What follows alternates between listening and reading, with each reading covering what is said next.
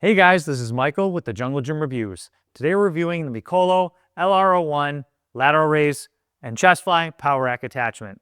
You guys have probably seen something like this. Actually, one of my first reviews on the channel was the Bolt Fitness version of this. Something Gemini Peregrine combo lateral raise. Pretty much the exact same concept.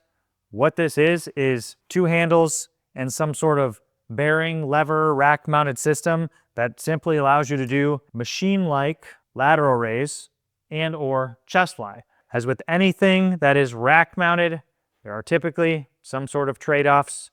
I'm going to show you first how it works for lateral raise, which is kind of what it's set up in already. This is all nice and the handles are straight, it looks nice and neat, and you get in and just go, right?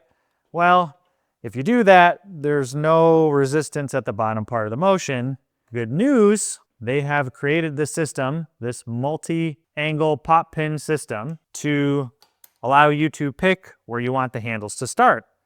Now, when you pick where the handles can start, you can change the tension of how this works and the levers and all of the mechanics here.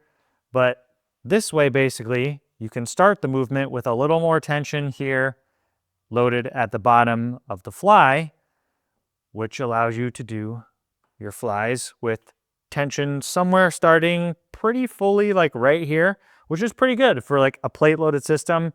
And obviously, as you're going perpendicular to gravity, 90 degrees, this is the most peak tension. But in this range right through here, you're getting a pretty good strength curve for a plate loaded system. How it works, as you can see, is when each arm rises, this little lever pulling on a bracket on this lever arm, which is holding your weight.